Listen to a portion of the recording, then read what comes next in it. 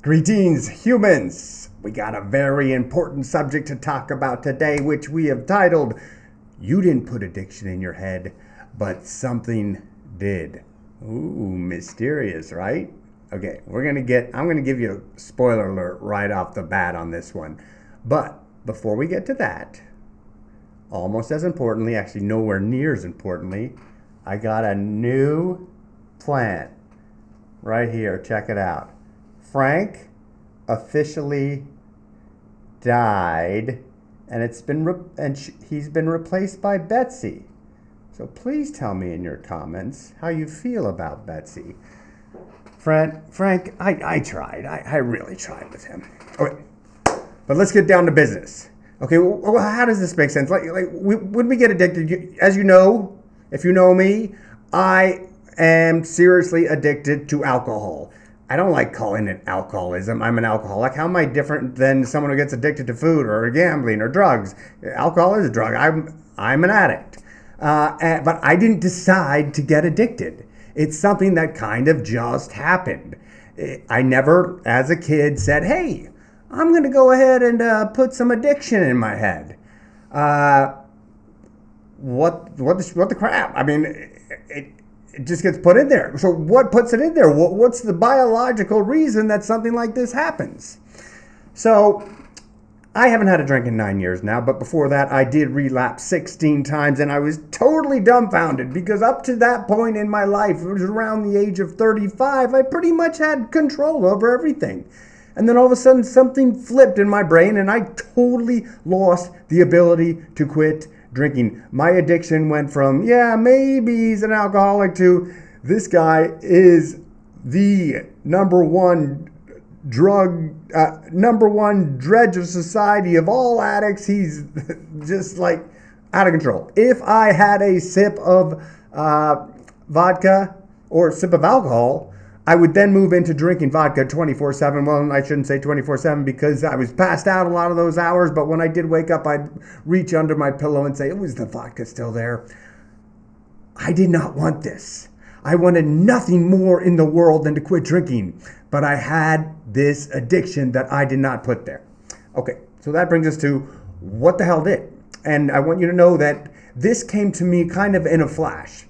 It was on March 14th, 2017, when I'd been researching this for almost a decade about why the hell is this happening to me? And finally, the first kind of clue, although I was researching all the science out there. And by the way, I'm starting with a new OBS instead of using my Zoom clips. So this is going to be a horrible job with editing, but I don't care about that. All I care about is I getting the points over to you.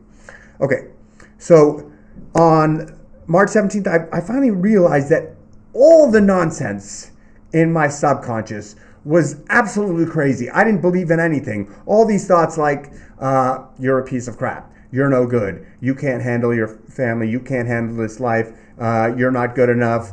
And then on top of it, the thought, drink 7,000 times a day. All of it was nonsense. So then I started researching, and it was at that point that I'm like, I'm not going to believe anything in my head anymore.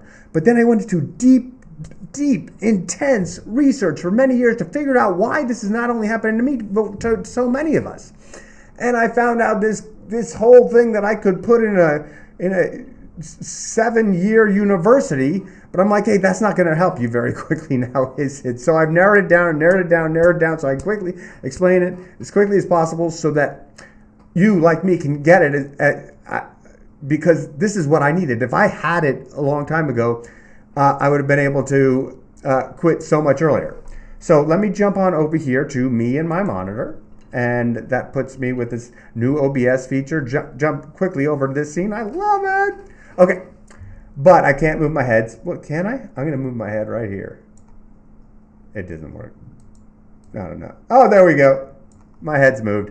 Okay, so let me explain this to you. This is the default perspective. This is the default perspective as humans that we all have, where this is our brain, this is our head, this is the inside of our head where our brain is. And out of our brain, we are all the thoughts, all the emotions, and all the behaviors that we carry out from those thoughts and emotions.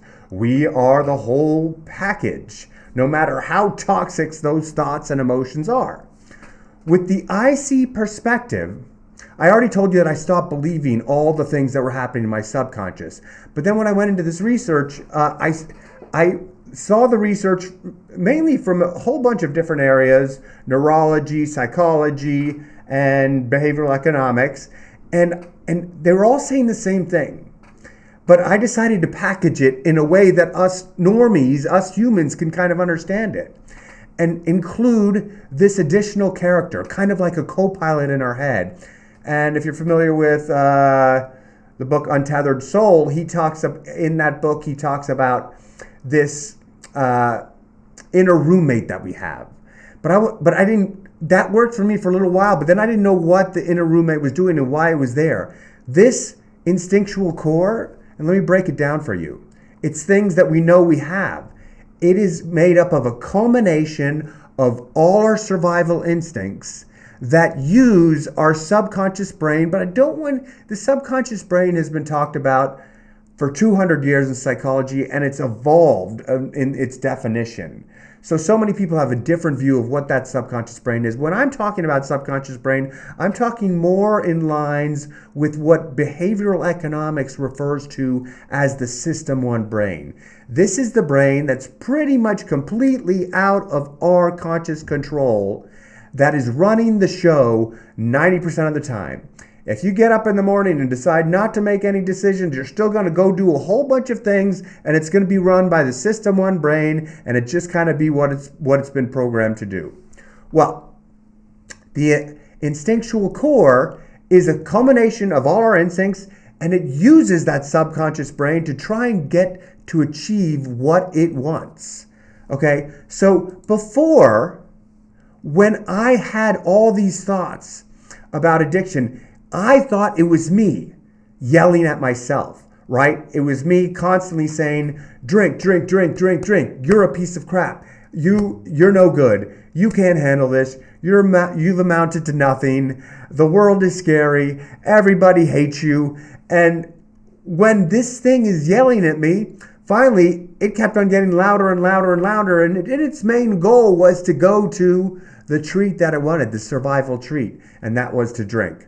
And finally, my voice, my little tiny voice at this time, who was actually me, was saying, no, I'm not going to drink, gave in to this much louder voice that I thought was also me. So, and I was using willpower. And by the way, I tried every other system out there before I went to this. And then when I figured this out, boom, I quit forever, instantaneously. It became so simple. So the default perspective, when I was yelling at myself, I always failed because willpower gives out. But now when we move to this IC perspective, and by the way, all the science, you can go to the instinctcenter.com, instinctcenter.com, no the in front, and it's explained in the quick start guide. It's also explained in the IC University. You can see the science that backs it up, how it makes sense. But see, the beauty of the IC perspective is that we no longer think of ourselves as everything that happens inside there. Instead, we start to think of ourselves as the consciousness, as our consciousness, our awareness. And by that, a lot of you are familiar with the term. But to me, what that means is kind of the thing that knows that there's something sitting inside, that we are residing inside our bodies, inside our brains. Like if you think about it from an Avatar point of view, it's that thing that Jake Sully switches his consciousness into the body of the Na'vi, and all of a sudden he is inside that. So it's this consciousness that moves over, right? And that's how I refer to the consciousness. So we are the consciousness along with our conscious brain. The conscious brain is the brain that we are specific. It's a very, very powerful brain. It's capable of so much logic, decision-making, intrigue, and all these wonderful things. But it is slow and it takes a lot of energy to run. So that's why we're only running the show with our conscious brain 10% of the time. The rest is all run by the 90% of the subconscious, which has the influence of this co-pilot, this separate co-pilot, this instinctual core. And that with the IC perspective, we look at that as separate from us. As soon as you see that as separate from you, you can start to question, okay, this thing that's saying drink, drink, drink, drink, drink, why is it doing that? And what I'm presenting to you, once you take on the IC perspective, you'll now be able to know that it is that puts the addiction inside of your head. Now, why would it put addiction inside of your head? Okay, it's there for your survival. I'm telling you, it's made up. Its agenda is a culmination of all our survival instincts. Okay, but why would you want to separate from that? Why would you want to look at that as a separate thing inside your head and retrain it like you would retrain a puppy? Well, the survival instincts that it's made for was from a prehistoric world, a world of 30,000 years ago.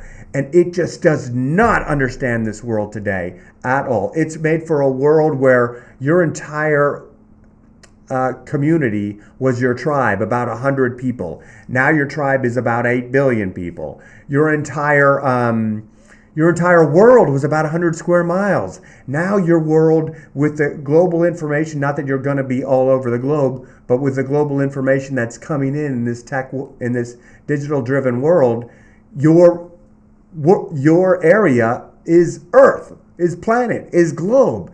And the instinctual core is not able to make sense of these things. So everything's changed, and everything it's trying to do would have made sense. It would have helped us survive in that world. But it is completely killing us, and it is completely counterproductive. So let me jump over to another screen, and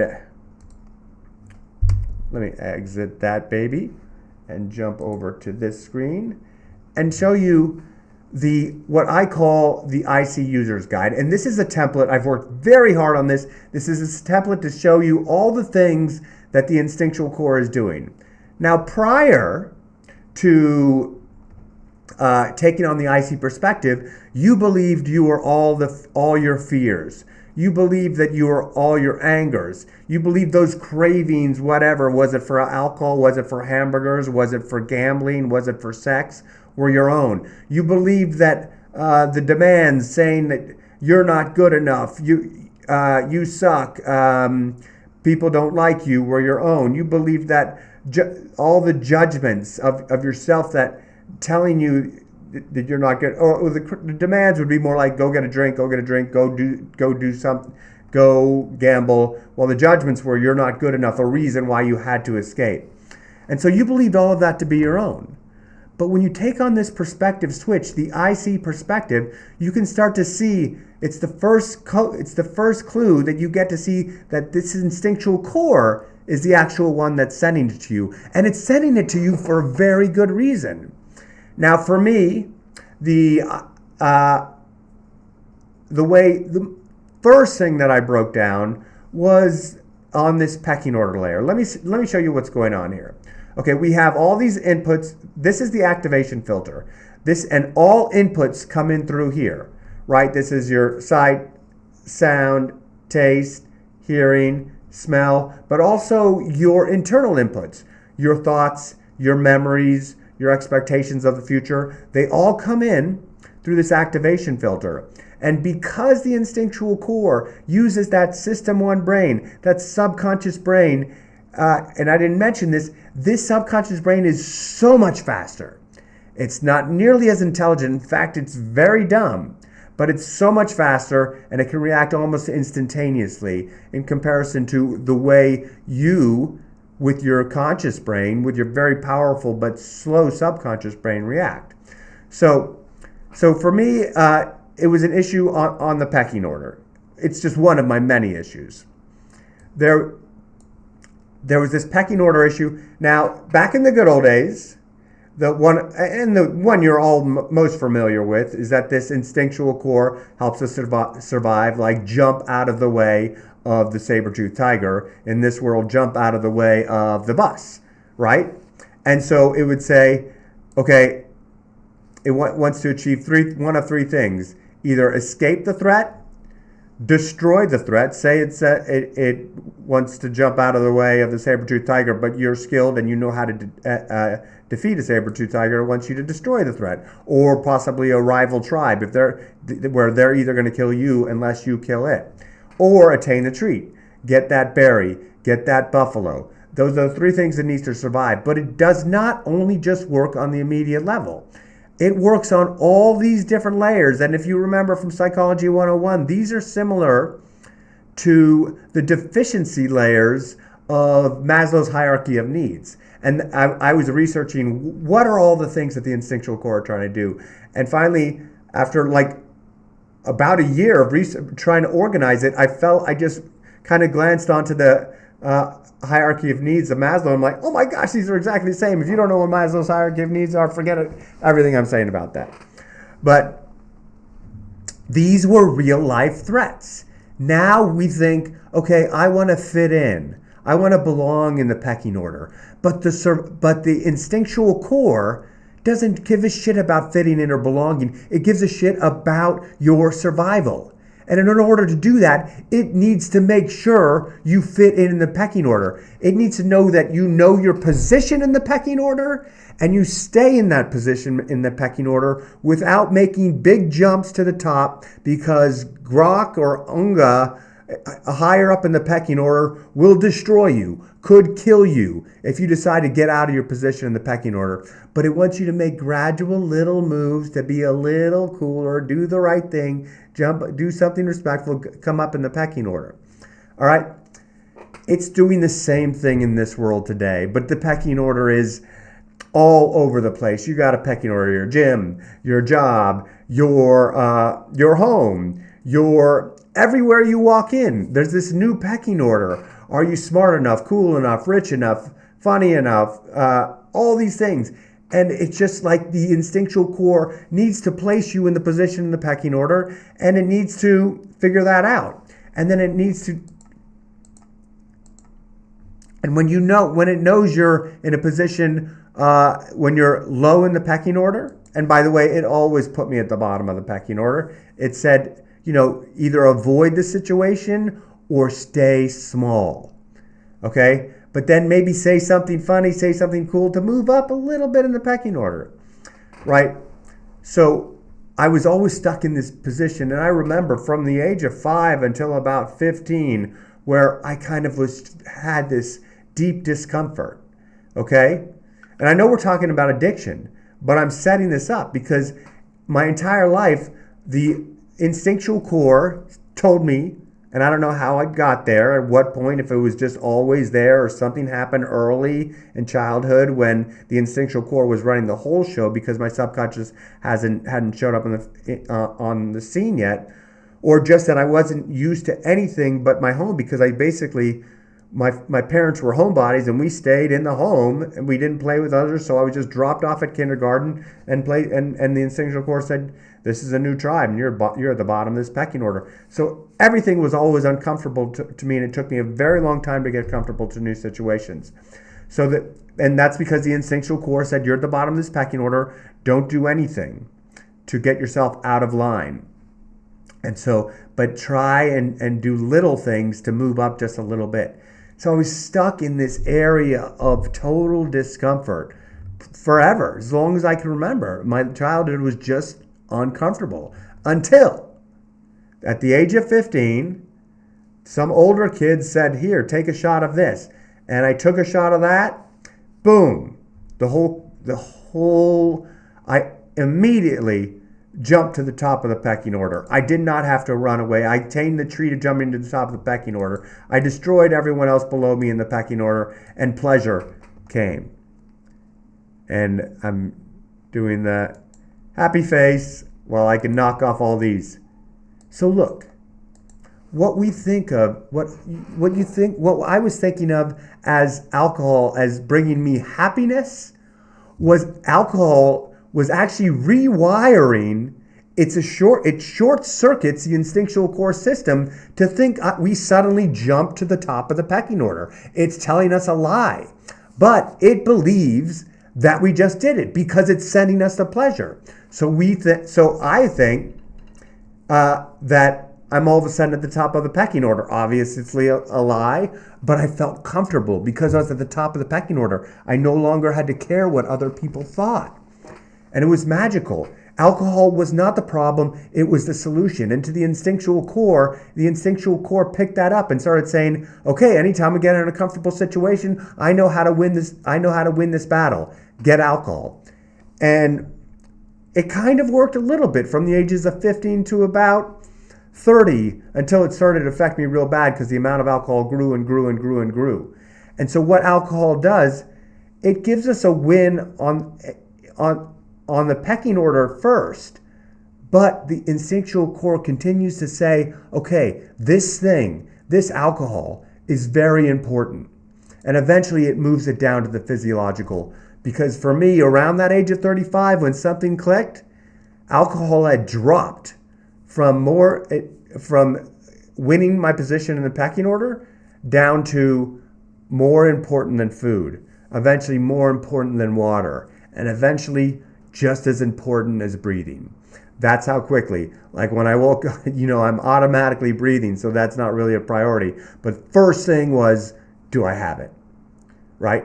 Even though I myself wanted nothing to do with alcohol anymore, it was destroying every element of my life, it made me go for it. And once I started to look at it from this dimension, that there was this thing inside of me that wanted alcohol because it really thought it would help me survive, I understood. It's a freaking lie. It's been lying to me. So, what I told you from the beginning, as I was going to explain to you, you did not put addiction there, but something did. And that something is your instinctual core. Now, with the IC solution, I teach you this system because basically this user's guide can be used to show you how the instinctual core is breaking down in its mismatch between the world of yesteryear and the world of today. And I have not found a situation where people can start to, I don't tell them what's wrong with them because they're the number one experts on themselves. I teach them this user's guide, and then they're starting to say, oh, I get it. I've got a problem on the safety layer because the instinctual core thinks that if I lose my job, I am instantly dead, right? Because it relates it to like, hey, if you miss that last buffalo, you're gonna die.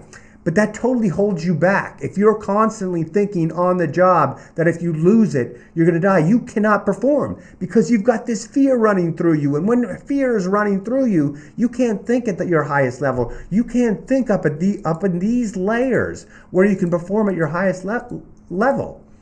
Okay, and my click's a little off there.